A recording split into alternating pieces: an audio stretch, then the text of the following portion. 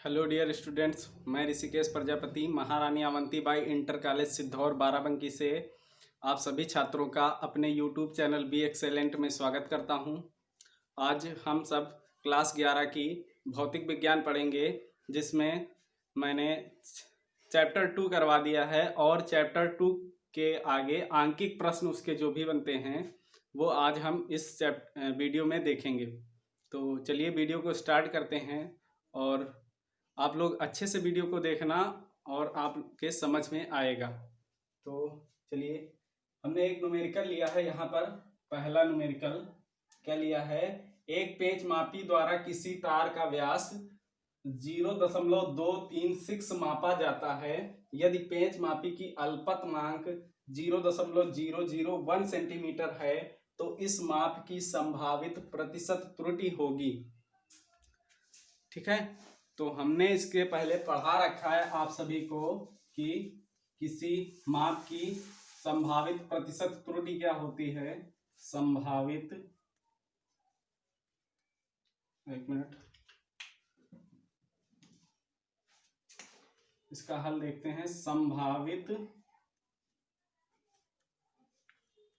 प्रतिशत त्रुटि, संभावित प्रतिशत त्रुटि बराबर क्या होता है?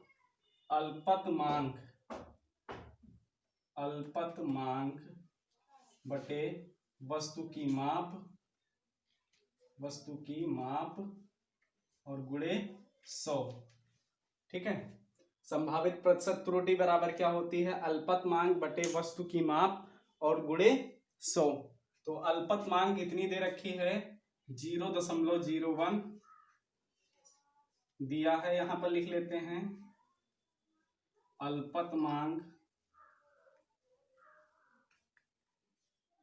बराबर 0.001 सेंटीमीटर। ठीक है, 0.001 सेंटीमीटर। और जो इसकी माप दी है, वस्तु की माप बराबर कितनी दी है? 0.236 सेंटीमीटर। ठीक है, अब प्रतिशत त्रुटि इसकी निकालनी है। तो प्रतिशत त्रुटि क्या होगी? क्या होती है? अल्पतमांक बटे वस्तु की माप गुणे 100। अल्पतमांक कितनी है इसकी? 0.001 बटे वस्तु की माप कितनी है? 0.236 और गुणे में 100। इसको हल करते हैं थोड़ा सा, तो कितना आएगा? यहां से अगर हम देखिए, दशमलव के बाद 3 अंक है, यहाँ भी दशमलव के बाद 3 अंक हैं, तो 3 अंक उधर खिसका जाएंगे। तो ये कितना आएगा? 236, यानी कि 1/236 गुणे 100। ठीक है, तो इसको जब हम भाग करते हैं, यानी ऊपर हो जाएगा 100 और बटे नीचे 236। इसको जब हम भाग करेंगे, 100 को भाग करवाएंगे किससे? 236 से। तो यहाँ पर पॉइंट लगा के एक 0 बढ़ाएंगे तो कितने बार जाएगा? 4 बार जाएगा। 236, 6 चौक 24 और 3 चौक 12, 2 14, है ना, और 2 चौके 8, 8 1 9, 944 आया। तो कितना उतरेगा यहाँ पर? 66 नहीं, 66 नहीं, 56। कितना उतरेगा? 56। अब 0 फिर से बढ़ाते हैं, तो अब की बार कितना जाएगा? 2 बार जाएगा, पॉइंट के बाद 2। तो 6 दूनी 12 और 23 दूना 46, 46 1 47। ठीक है, 72 का इधर कितना होगा? 28 और 60 कितना हो जाएगा? 88। कितना उतरेगा? 88। 0 बढ़ाएंगे तो अब की बार 3 बार चला जाएगा। कितने बार चला जाएगा? 3 बार। तो यहाँ पर फाइनली हम कितना लिख सकते हैं? 0.423। ये क्या हो जाएगा? आंसर हो जाएगा। मीन्स समझ में आ रहा ना कि इस तरह से प्रतिशत त्रुटि कितनी निकल के आएगी? प्रतिशत त्रुटि 0.423% निकल के आएगी। प्रतिशत, है ना, 0.423% इसकी प्रतिशत त्रुटि निकल कर आएगी इस वाले सवाल की। ठीक है, इसको आप लोग नोट कर लेंगे और इसी तरह से सवाल लगने हैं। इसके कई मेथड पर सवाल लगने हैं, तो इसको नोट कर लें आप। देखिए, दशमलव के बाद 3 अंकों तक काटे, क्योंकि हमारी वस्तु की माप या अल्पतमांक दशमलव के बाद 3 अंक तक दी थी, इसलिए हम दशमलव के बाद 3 अंकों तक इसको काटेंगे। ठीक है, तो इसको नोट कर लेंगे आप लोग। अब हम अगले सवाल पर आते हैं। अगला सवाल क्या है?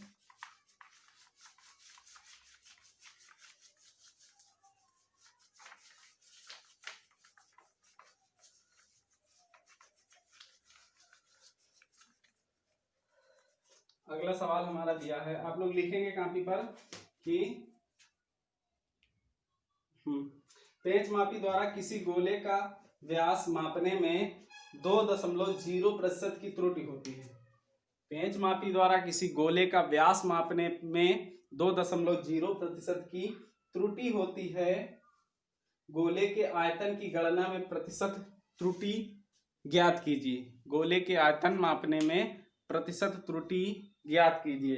ठीक है, गोले का आयतन मापने में प्रतिशत त्रुटि ज्ञात कीजिए। ठीक है, तो इसका हल लिखेंगे। सवाल आप लोग नोट कर लेंगे ना। किसी पेंच मापी द्वारा किसी गोले का व्यास मापने में 2.0% की त्रुटि होती है, तो उसका आयतन मापने में प्रतिशत त्रुटि ज्ञात कीजिए। ठीक है, तो हल यहां पर लिखेंगे। गोले का व्यास मापने में प्रतिशत त्रुटि बराबर कितनी हो जाएगी? 2.0% की। 2.0% की त्रुटि क्या होती है गोले का व्यास मापने में? और हम जानते क्या हैं, व्यास बराबर होता क्या है? 2 गुणे r, यानी त्रिज्या गुणे 2। ठीक है, तो अगर गोले का व्यास मापने में 2% की त्रुटि होती है, तो उसकी त्रिज्या मापने में भी 2% की त्रुटि होगी, है ना? क्योंकि जो आगे संख्या लगी है ये कांस्टेंट है, और कांस्टेंट संख्या का प्रतिशत त्रुटि पर कोई प्रभाव नहीं पड़ता। आप लोग लिख लेंगे बगल में, नियतांक का प्रतिशत त्रुटि में कोई प्रभाव नहीं पड़ता। प्रतिशत त्रुटि पर कोई प्रभाव नहीं पड़ता। कोई प्रभाव नहीं पड़ता। ठीक है, नियतांक का प्रतिशत त्रुटि पर कोई प्रभाव नहीं पड़ता है। नियतांक से कोई ताल्लुक नहीं रहता है प्रतिशत त्रुटि का।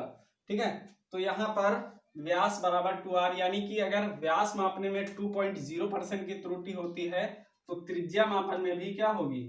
त्रिज्या मापन में यहां लिखते हैं, अतः त्रिज्या मापन में त्रुटि बराबर भी कितनी होगी? 2.0% होगी, क्योंकि व्यास और त्रिज्या एक दूसरे के प्रोपोर्शनल में होते हैं। कहने का मतलब बराबर होते हैं। बराबर इस तरह से होते हैं कि 2 का मल्टीप्लाई होकर होता है, और 2 है क्या? कांस्टेंट, और कांस्टेंट का कोई प्रभाव नहीं पड़ता। इसलिए हम कह सकते हैं जो इसमें प्रतिशत त्रुटि होगी वही इसमें। अब गोले का आयतन मापने में, गोले का आयतन मापने में त्रुटि कहें या प्रतिशत त्रुटि कहें, बराबर कितना हो जाएगा? गोले का आयतन होता क्या है? 4/3 पाई r क्यूब होता है। ठीक है, अब यहां पर देखिए, ये सारा क्या है? कांस्टेंट है। 4/3 और पाई क्या है? कांस्टेंट है, नियतांक है, तो इसका प्रतिशत त्रुटि से कोई ताल्लुक नहीं रहेगा। तो हमारा आ क्या जाएगा? फाइनली r क्यूब बचेगा। प्रतिशत त्रुटि के लिए हमारे पास क्या बचेगा? फार्मूला केवल r क्यूब। और जो प्रतिशत त्रुटि में निकालते समय किसी राशि पर जितनी घात चढ़ी होती है वो क्या होती है? आगे आ जाती है, यानी कि 3 × r। ये हमने सिखाया है कि प्रतिशत त्रुटि निकालते समय किसी राशि पर जितनी घात लगी होती है वो घात आगे आ जाती है। इसको आप लोग देख लेंगे, ये हमने करवाया है। तो यहां से 3 इंटू आर, आर में प्रतिशत त्रुटि कितनी होती है 2% की, यानी 2.0% की। ठीक है, तो ये मल्टीप्लाई है, तो 3 दूनी 6, कितना 6.0% की त्रुटि हो जाएगी किसमें, आयतन मापने में। बात समझ रहे हैं ना। गोले का व्यास मापने में त्रुटि 2% की और उसकी त्रिज्या मापने में भी उसकी प्रतिशत त्रुटि 2% की ही होगी, क्योंकि दोनों एक दूसरे के प्रोपोर्शनल में होते हैं। और अगली चीज, उसके आयतन मापने में कितनी त्रुटि होगी, तो आयतन में हमने देखा कि आयतन जो होता है गोले का वो आर क्यूब के बराबर होता है, यानी कि आर के घन के बराबर होता है। और होता क्या है प्रतिशत त्रुटि में, राशि पर जितनी घात चढ़ी होती है वो आगे आ जाती है। तो देखिए यहाँ पर 3 आगे आ गया और आर में प्रतिशत त्रुटि कितनी थी 2.0% की, तो इनका आपस में मल्टीप्लाई हो जाएगा, यानी कि कितना आ जाएगा 6.0%। बात समझ रहे हैं ना, कि किसी राशि में जितनी प्रतिशत त्रुटि है, अन्य राशि में प्रतिशत त्रुटि निकालने के लिए हम ये देखते हैं कि वह अन्य राशि के तुलनात्मक कितनी है, यानी कि घन के बराबर है, वर्ग के बराबर है, या चतुर्थ घात के बराबर है, कितनी है। अगर यहीं पर कहते हमसे केवल कि उसकी त्रिज्या मापन में कितनी प्रतिशत त्रुटि होगी, तो हम केवल लिख देते 2% की ही होगी। समझ आ रही ना बात। और अगर यहाँ पर दूसरा क्वेश्चन इसी में उठा दें, हाँ ये आप लोग यहाँ तक नोट कर लेंगे। उसके बाद अगर इसी सवाल को हम घुमा दें, कहें कि आपकी बार उसमें उसका क्षेत्रफल मापने में कितने प्रतिशत की त्रुटि होगी, तो हम लोग लिखेंगे उसका क्षेत्रफल मापने में, क्षेत्रफल क्या होता है आर स्क्वायर होता है। ठीक है, घात कितनी होती है इसमें 2 होती है, और 2 क्या हो जाएगा आगे आ जाएगा, और आर में त्रुटि कितनी 2% की, तो 2 दूना 4% की त्रुटि किसमें हो जाती है क्षेत्रफल मापने में। बात समझ रहे हैं ना। तो जितनी घात चढ़ी होती वो आगे आ जाती है, और उस राशि की जो त्रुटि दी होती वो वहां पर रखकर उससे मल्टीप्लाई हो जाता है। बात समझ रहे हैं ना। तो इसीलिए 1-2 सवाल आप लिख लें और करके ग्रुप में दिखाएंगे। सेम इसी पर लिखिए, किसी वर्ग की भुजा मापने में 3% की त्रुटि होती है। किसी वर्ग की भुजा मापने में 3% की त्रुटि होती है, तो इसके क्षेत्रफल परिकलन में त्रुटि होगी। तो इसके क्षेत्रफल परिकलन में त्रुटि होगी, यानी क्षेत्रफल मापने में कितने प्रतिशत की त्रुटि होगी। ठीक है, एक अगला नेक्स्ट, एक घन के आयतन मापने में 9% की त्रुटि है, घन की सतह का क्षेत्रफल मापने में प्रतिशत त्रुटि होगी। लिखेंगे एक घन के आयतन मापने में 9% की त्रुटि होती है, घन की सतह का क्षेत्रफल मापने में प्रतिशत त्रुटि होगी। बात समझ रहे हैं। यहां पर आयतन दे दिया गया है, मतलब बड़ी राशि का त्रुटि दे दी गई है, और छोटी राशि पर हमको त्रुटि निकालना है। ठीक है, तो आप लोग समझदार हैं, निकाल लेंगे। ठीक है, अगला है, हाँ एक और लिखिए इसी तरह का, कंफर्म हो जाए, आज क्लियर हो जाए ये सभी चीजें। हाँ, एक घन की भुजा मापने में 2% की त्रुटि होती है। एक घन की भुजा मापने में 2% की त्रुटि होती है, इसके आयतन मापने में कितने प्रतिशत की त्रुटि होगी।